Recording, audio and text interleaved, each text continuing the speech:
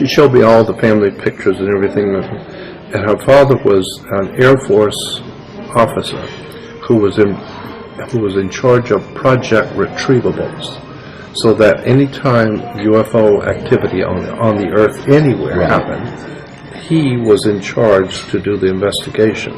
And she says, so we went from base to base, never lived in the same place very long.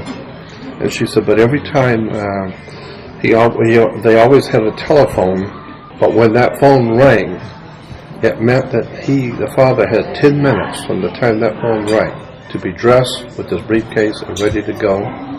And the military would drive up in front of the house, knock on the door, and she said no words were ever spoken, nothing. Just knock on the door, he goes out, gets in the car, they drive off, and when they drive off, military would be posted 4, one on each corner of the house until he comes back. And if it's a week, month, it doesn't matter. They are there to guard the house while he's gone, even on the base. She said, and so she never was ever allowed to stay home, even on the base. She was never allowed to stay home by herself. And so one night, the father would never allow it. One night, the father and mother were going next door, a couple doors down, to a party to visit some of her friends on base, and she asked her mother to let her stay home because they're not going to be that far. And the father said, absolutely not. Well, the mother finally talked the father into allowing it, so he allowed it. And so they went over to the neighbor's house, and she said for the first time in her life, she's finally in the house by herself. And she said she was sitting in the bedroom, combing her hair, had a big mirror, and behind her was a walk-in closet. And she said while she was combing her hair, the door slid open, and a reptile stepped out, but he had to step down to get out from under the header. And stood there, and was standing almost touching the ceiling, like 7.5 foot, 8 foot ceiling.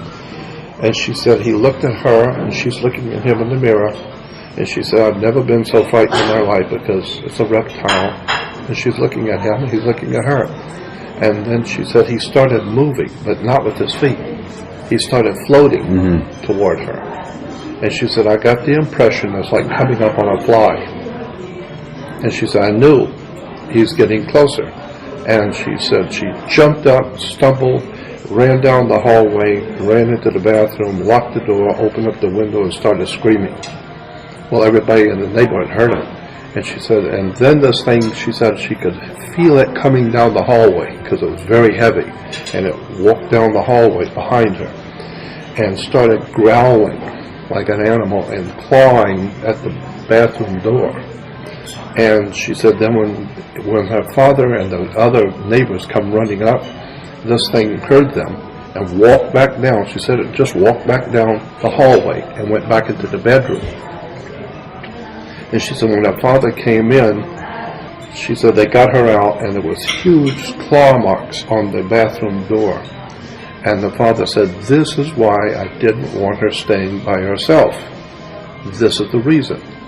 And then he told them, everybody, he told the family, he says, we've been warned by these reptile aliens that they're tired of us sticking our nose into their business. So they told me, just remember, you come out to put your nose in our business, we're going to send somebody into your home.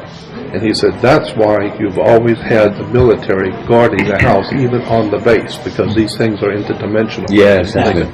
Exactly. They can pop in at any time. Exactly. Not that guards on the corners are going to make any difference if the thing suddenly materializes in the walk-in closet, you know. That's the way they think, though, isn't it? It's the way they think. I've got to have some guns. That'll sort them. Not at all. But, I mean, it makes you wonder how often these things happen and we never get to hear it. Oh, absolutely. Loads of times. You know, I met a power dressing businesswoman in Vancouver who was still shaking when she told me the story, and it was years earlier it had happened. She met this guy. She said he had a dark side, but his other side was all right. She said, and she brought him back to the house, and they went into the bedroom to have sex, right? And the biggest secret, the first book I ever wrote, bringing this in, 1998 or so, 97 or something, was on a shelf above the bed, on it standing on its own. And he went apeshit, she said, laid into her about reading stuff like that. And she said, so much so I had to buy your book twice, she said, because I threw the bloody thing out after the experience that came. She said, and then I thought, no, I'll read this again. So they start having sex, she said, and he's on top of her and starts to get really, really rough, and she starts to get frightened. And she says, I've got my hand on the bottom of his back, right at the bottom of his back, she said, and suddenly my hand was pushed up by something. And she said, I looked over his shoulder, and he'd sprouted a freaking tail. His tail had pushed her hand back. She screamed and threw him off the bed, and he stood there, she said, just for like split second, two seconds maybe, in full reptilian form, and then just morphed back into human and left the house as fast as he could. I've heard these stories so often, some people think that I've sat in a dark room and thought, yeah, I know what's going on, it's all reptiles. It's people you meet, isn't it? People tell you their experiences, and then you put the strands together and you get the picture. It's hard research, it's not obvious. Pulling it out the ether. Well, that's what I said, there's too much proof out there. There's too many stories, many stories. That's why it's so valuable you're coming out with the stories that you know, because otherwise everyone thinks that it's all on David, because it's so hard to talk about this stuff without attracting ridicule. And the more people who talk about this, the more acceptance there will be, because it'll be a phenomenon and not just somebody making up silly stories. I have a doctor friend, and he has an apartment complex, and he said he put up one of the apartments for rent, and this young man wanted the apartment, so he said, so I was interviewing him. He was sitting on the sofa, and he said, I had some paperwork, and I was just kind of interviewing him. And he says, and I looked over, and now there's two of them. He has another one just like him. Two of them now. And they're talking to each other. And they're identical. And he said, I was shocked. There's two of them now, and they're both talking to each other. And then they both look at him, and he said, I said to this kid, what is this? And he said, oh, I'm sorry, this is my other self. And he said, what are you talking about, your other self? And he said, oh, I'm sorry. He said, well, go on. And so the other one just disappeared. And he says, I don't know what this is all about, but I don't want you in my apartment. So I'm thinking, there's a lot of not only reptilian stuff going on. I make that point. There's loads of different forms. I would tell you about the time I was in Hawaii with my wife. And the two guys, somebody came into the restaurant, I don't know who it was, and I had to run. Did I tell you that? Oh, you told me, yeah. You told us that story. And you had this voice in your head, basically, that just said, run, run, run. And that's what you did. Trouble. Your life is in danger. Run quick. Your life is in danger. Run quick. And it was involuntary. I didn't think to run. They motivated the brain to do it. I just got up and ran. That's right. And I didn't even think to do it. Yeah. And I ran all the way across the street, ran around the Hilton Hotel, the Hilton Village, and out to the ocean. And then the voice said, you're all right now. You're okay. And I sat there and I couldn't believe what I'd just done. And it's happened to me twice. It happened to me in Los Angeles after that, another time. And of course, because you avoided the danger, you never knew what the danger was. You didn't want to hang around to find out what it was that you were meant to be avoiding.